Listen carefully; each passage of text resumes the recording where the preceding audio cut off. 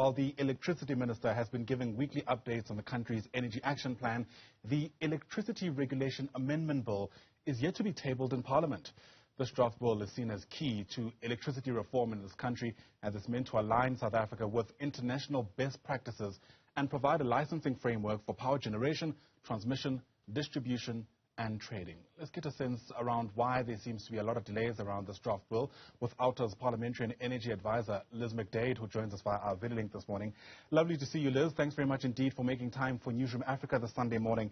You know, the Daily Maverick, in reporting around this, describes a situation where it feels like we're waiting for Godot around why this bill hasn't necessarily made any headway. What are the reasons around this delay, at least as far as you understand? Well, I think we have to even go further back. In 2011, there was an original thing called an ISMO bill, which was exactly the same idea, which was tabled in Parliament. There was a whole discussion about it, but then it just went nowhere because of the differing political interests around whether we should have a vertically integrated system or whether we need to change it and restructure it. So over those intervening years, we've now finally decided we do need to restructure. But now it seems, from our perspective, maybe those same interests are still at play here, because we have a bill that was very simple. March was supposed to be approved, tabled in Parliament, and they should have already been debating it. But here we are in the end of August, and it hasn't even arrived in Parliament. So we have to ask, why is there this almost deliberate delay? Or is it deliberate delay? And if so, why? And, you know, there are many socially owned renewable energy projects coming online. There's many independent power producers. You know, the idea of a centrally organized, vertically integrated, one electricity system isn't there anymore. We've got a different thing. We're opening it up. It's more people. We're all going to be contributing.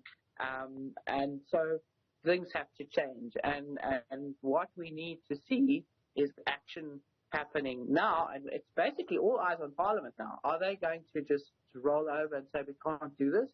Or are they going to really try? Because we can't get anywhere really with load shedding until we can solve the structural issues. Absolutely. We need more grid capacity and we need more renewables. But renewables are all in a part of the country, or a lot of them, where we don't have grid capacity. We can't strengthen the grid capacity because we don't have a transmission structure that can then get investment and money to build that more grid. So we are stuck until Parliament is now all eyes on them. But as of today, I see that the Minister of Minerals and Energy has still not tabled that bill according to the parliamentary website. So, Mr. Minister Mantashe, you know, you have to get moving now. That parliamentary debate that you speak of, some people might argue, is taking place, except it's in the public domain. We've kind of, you know, gauged from various ministers speaking on the sidelines of major events about how they feel about what the way forward should look like, including whether or not, by the way, we should decommission old Eskom coal power plants. Yeah. You know, one of your other stories is the Canadian wildfires. I mean, you know, I don't think anybody can now dispute that climate change is happening. We had the Durban floods, you know, droughts in other parts of the country. We don't have an option. So the question is how we can't stop going backwards. And it's just a case of the pace. But if we've got all these kind of Lego blocks, but we can't build our Lego thing because there's certain people who are just sitting in the corner and refusing to give over their piece to make up the puzzle. That's what it seems like to us. Insofar as the bill itself, I mean, do you have any concerns, for instance, about the things it includes and the things perhaps it leaves out? I mean, let's say this debate does take place tomorrow, wishful thinking some people might say. What do you reckon are some of the issues that MPs should be considering here? So I think some of the things are around the tariffs and the which are still not clear, and then the powers of the regulator, when it can intervene, how much of it will be purely market-based. And I think there's a lot of new definitions in that bill to cover all this now much more complex stuff around electricity trading, which we didn't really have to deal with before. So So I think for members of parliament, they just need to scrutinise the bill very carefully to make sure that it's going to be equitable for all South Africans and not sort of biased towards one sector or another. Yeah, there's those concerns around the just energy transition. Of course, politics never too far from us when it comes to these kind of issues. I can't help but think of the elections next year. It almost feels like this particular parliament's tenure is slowly coming to an end. How worried are you that essentially we're going to have to start from scratch once the new parliament is put together post the elections next year? So that's always a concern.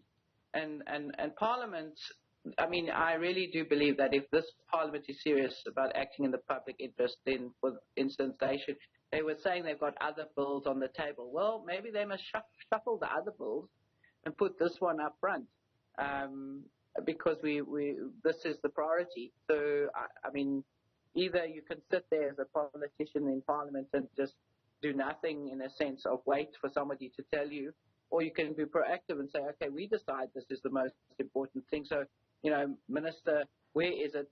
Now we're going to act on it. We're going to get this one through before we leave Parliament. But, I mean, at the moment it seems a little bit that they're lackluster and mumbling about they've got too much work. Well, you reprioritize. Yeah. I mean, but even if they were to start this bill, let's say this month, do you reckon there is enough time before May to iron out all these different issues? It depends. I wouldn't like to put my head on a block there, but if they started hearings if they started getting some sense of things in September, October, maybe it's a bit into November, and by the time they come back in February, they should have an idea of what the issues are. Then they've still got another 2 months to really crack through if they have to figure out what the answers are. So it's tight. It's very tight, but I think if they're really willing to put their backs into it, they could do it. Yeah. Of course, passing the legislation is one thing. Getting it implemented, getting the policy actually translate on the ground is another. And I wonder whether you reckon there's enough buy-in from the people who need to see that through, including National Treasury, by the way, who I imagine would have to fork out money in order for some of these reforms to be carried out. So what is interesting that in parallel with this, there has been Eskom itself, which has split itself and got itself boards together. And I understand transmission is now up and running. I don't know about distribution.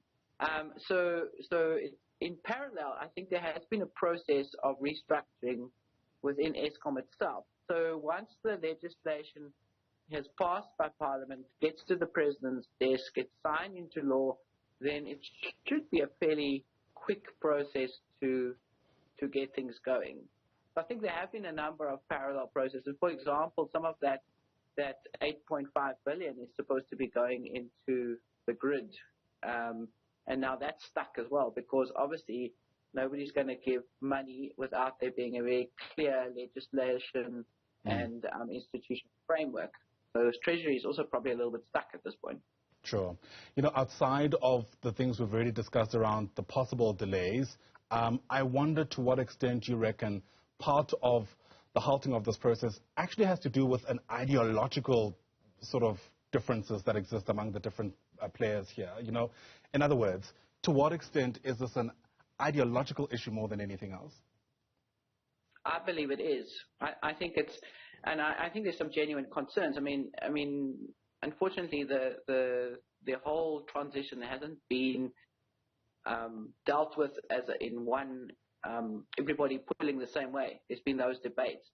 So understandably, there's a whole sector of workers who are really concerned that they're going to lose their jobs, and they just see this as one aspect. We've also got that ideological struggle of should the state own everything, or should some of it be privatized? How much private investment you allow into your energy system? So yes, those are all ideological debates that we should be having so that we can get some way forward. But it looks like all of that's going to land on those parliamentarians.